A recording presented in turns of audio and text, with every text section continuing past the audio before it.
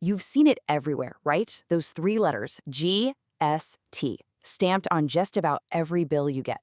But what is it really? What does it actually do? Well, today we're going to pull back the curtain and demystify it once and for all. Before GST came along, looking at a bill could be, well, a bit of an adventure. It felt like you were reading this laundry list of different taxes. You'd see one for the state, one for the central government, maybe another for a service. It was just unbelievably confusing, wasn't it? The old system was a total maze. I mean, businesses were trying to juggle VAT, central excise, service tax, octroi. The list just kept going.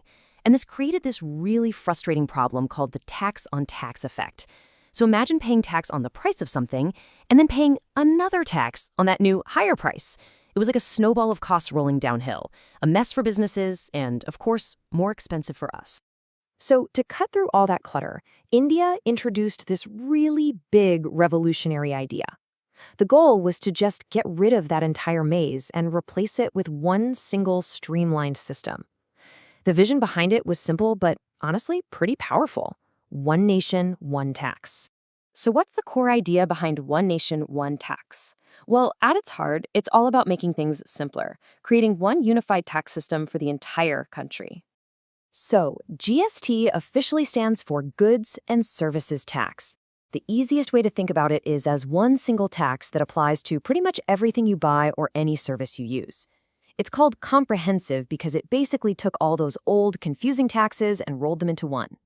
The main goals were really clear. First, get rid of that tax on tax problem. Second, make life a whole lot easier for businesses. And third, create a true unified market across all of India, so goods can move freely without getting hit by a new tax every time they crossed a state border.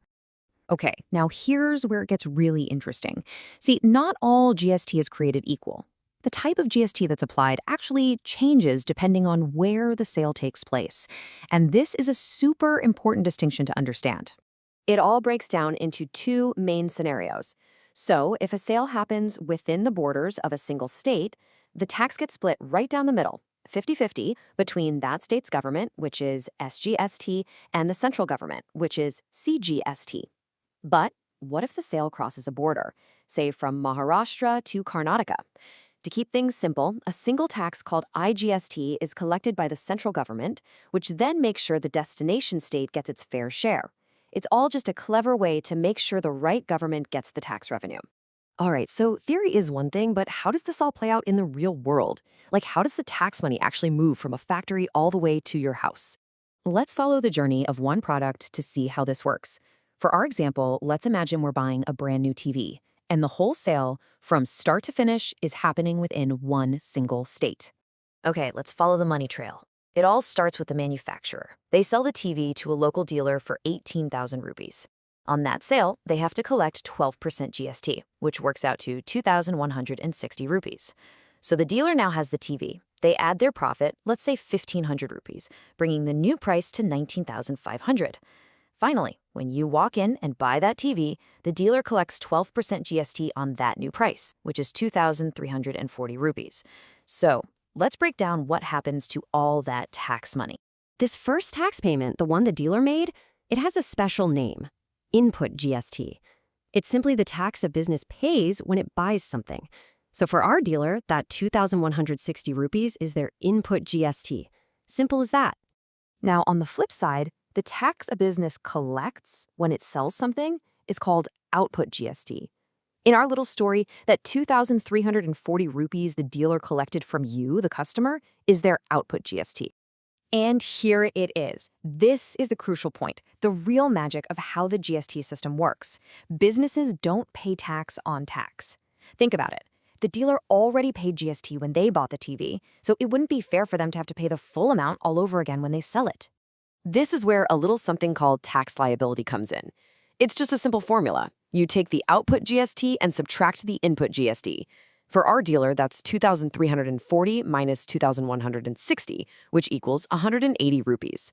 That's the amount they actually owe the government. And notice this, 180 rupees is exactly 12% of their 1,500 rupee profit. They only pay tax on the value they added to the product. Pretty neat, right? Okay, so let's put all the pieces of the puzzle together. When we zoom out and look at the entire chain, we can see exactly how the government gets the full tax amount, but in these little pieces along the way. Look at how this plays out.